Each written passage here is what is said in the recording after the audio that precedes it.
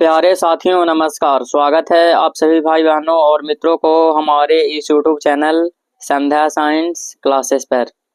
कैसे हैं आप लोग? मैं उम्मीद करता हूं आप सभी मस्त और स्वस्थ होंगे और अपने पढ़ाई पे ध्यान दे रहे होंगे। तो आज की इस वीडियो में बिहार बोर्ड इंटर परीक्षा 2026 एग्जाम के लिए केमिस्ट्री करने वाले हैं। केमिस्ट्री का चैप्टर नंबर 3 है, जिस चैप्टर का नाम है वैद्युत रसायन। ठीक है, इलेक्ट्रोकेमिस्ट्री।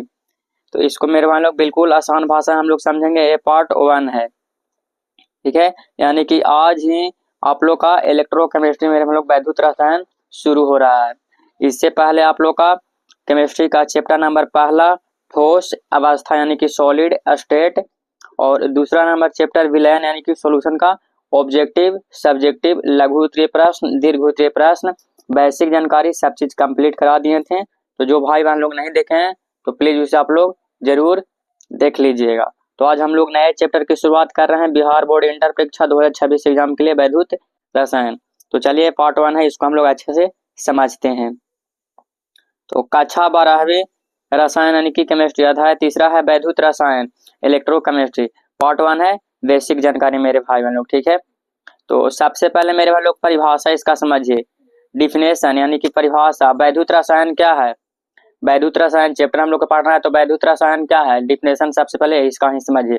तो वैद्युत रसायन, ठीक है, रसायन की वह शाखा है, वैद्युत रसायन रसायन की वह शाखा है जिसमें रासायनिक अभिक्रियाओं और विद्युत धारा के बीच का संबंध का अध्ययन किया जाता है। ठीक है, जिसमें रासायनिक अभिक्रियाओं और विद्युत धारा के बीच संबंध का अध्ययन किया जाता है, यानी कुछ के बारे में हम लोग पढ़ते हैं, जानते हैं। क्या कहलाता है? तो वैद्युत रसायन कहलाता है। ये डिफिनेशन भी आपके एग्जाम में पूछा जा सकता है, तो 2 नंबर में इसको ध्यान से याद कर लीजिएगा। वैद्युत रसायन क्या है? तो रसायन की वह शाखा है जिसमें रासायनिक अभिक्रियाओं और विद्युत धारा के बीच संबंध का अध्ययन किया जाता है। ठीक है, अब हम लोग अगला पॉइंट की ओर बढ़ते हैं। दूसरा पॉइंट है मुख्य विषय वस्तु। ठीक है, इसका मुख्य विषय वस्तु मेरे भाई लोग पहला विद्युत अपघटन, इसके बारे में भी आप लोग को बताया जाएगा अगला क्लास में। ठीक है, वैद्युत चालक के बारे में, गैल्वेनिक सेल के बारे में जो कि इंपॉर्टेंट है, इसके बारे में भी आगे आप लोग को बताया ही जाएगा। इलेक्ट्रोड विभव, ये सब के बारे में आगे आप लोग को बताया जाएगा मेरे भाई लोग। नॉन स्टैंडर्ड समीकरण के बारे में, ये सभी चीज जितना पॉइंट आप लोग को बताए हैं इसके बारे में आप लोग को आगे बताया जाएगा सभी के बारे में डिटेल से। ठीक है, और भी इसमें है बैटरी और ईंधन कोशिका। क्या? तो बैटरी और ईंधन कोशिका संचारण, ये सभी के बारे में आप लोग को हम आगे की क्लास में चर्चा किया जाएगा डीपली से। ठीक है, तो यहाँ पे कुछ महत्वपूर्ण शब्द वाले दिया गया है। यहाँ एक साइड शब्द रहेगा और एक साइड उसका अर्थ रहेगा। जैसे कि मेरे भाई लोग इलेक्ट्रोलाइट क्या है, तो इसका डिफिनेशन मेरे भाई लोग यानी कि अर्थ इसका बताया जा रहा है, तो इसको आप लोग याद कर लीजिएगा, सभी इंपॉर्टेंट है। तो इलेक्ट्रोलाइट क्या है? ऐसे पदार्थ जो जल में घुलकर आयन प्रदान करता है। ठीक है, इलेक्ट्रोलाइट क्या है? तो ऐसे पदार्थ जो जल में घुलकर आयन प्रदान करता है और विद्युत धारा प्रवाहित करती है। ठीक है, आयन प्रदान करता है और विद्युत धारा प्रवाहित करता है। ठीक है, इलेक्ट्रोलाइट कहलाता है। अब इलेक्ट्रोड क्या है, अब इसको समझिएगा। वह धातु या अधातु, वह धातु या अधातु जहां ऑक्सीकरण या अपचयन होता है। क्या होता है? जहां ऑक्सीकरण या अपचयन होता है, इलेक्ट्रोड कहलाता है। अब एनोड को समझिए। वह इलेक्ट्रोड जहां ऑक्सीकरण होता है, ठीक है, धनात्मक या ऋणात्मक हो सकता है। एनोड क्या है? तो वह इलेक्ट्रोड जहां ऑक्सीकरण होता है, धनात्मक या ऋणात्मक हो सकता है। ठीक है, अब इसमें मेरे भाई लोग और पॉइंट है कैथोड, ये भी इंपॉर्टेंट है। अब इसको समझिए। वह इलेक्ट्रोड जहां अपचयन होता है, ठीक है, वह इलेक्ट्रोड जहां अपचयन होता है। और उसके बाद है मेरे भाई लोग शेल विभव। क्या है? शेल विभव। तो 2 इलेक्ट्रोडों के बीच विभव का अंतर होता है, उसी का क्या कहते हैं हम लोग? तो शेल विभव कहते हैं। तो जितना पॉइंट मेरे भाई लोग यहाँ पे बताया गया आप लोग को, ये सही पॉइंट पे इसमें भी ऐड किया दिया गया है। ठीक है, ये महत्वपूर्ण था मेरे भाई लोग, पूछ दिया जाएगा। ये सब ऑब्जेक्टिव में भी इसमें से रह सकता है और सब्जेक्टिव यानी कि लघु उत्तरीय प्रश्न में भी रह सकता है।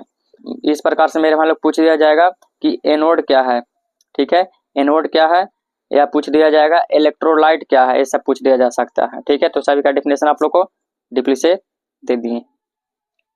आगे है यानी कि चौथा पॉइंट है इसमें, गैल्वेनिक सेल का उदाहरण मेरे भाई लोग डेनी सेल। ठीक है, जेड Cu स्क्वायर प्लस। ठीक है, तो यहाँ जेड एनोड है यानी कि ऑक्सीकरण है, और Cu कैथोड है यानी कि अपचयन है।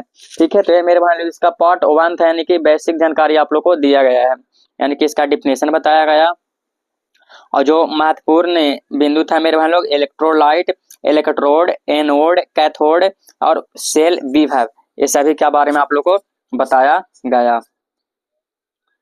ठीक है, और मेन पॉइंट मेरे भाई लोग इसका परिभाषा होता है जो कि वैद्युत रसायन का, जो आप लोग को बताया गया। ठीक है, तो आज की इस वीडियो में मेरे भाई लोग इतना ही पॉइंट हम ऐड किए थे पीडीएफ में, तो इतना ही बताएं आप लोग को। तो आप लोग से यही रिक्वेस्ट करेंगे कि डेली आप लोग लाइव में जुड़िए और ध्यान से मेरे भाई लोग मन लगा करके पढ़ाई करिए। ठीक है, क्योंकि सिर्फ आप लोग ऑब्जेक्टिव और सब्जेक्टिव की क्लास देखते हैं और बेसिक क्लास जो बताते हैं उसके बारे में आप लोग नहीं जानते हैं, तो आप लोग का ही नुकसान होगा मेरे भाई लोग। हमारा काम है बताना, तो हम बता रहे हैं। तो आप लोग से रिक्वेस्ट यही करेंगे कि आप लोग डेली सभी क्लास को अटेंड करिए, सभी क्लास में जुड़िए आप लोग और बेहतर तैयारी करिए मेरे भाई बहन लोग।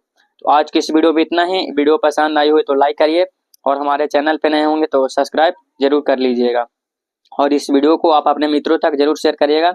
मिलते हैं आप सभी भाई बहनों और मित्रों से अगले क्लास में। तब तक पढ़ते रहिए और आगे बढ़ते रहिए। जय हिंद, जय बिहार।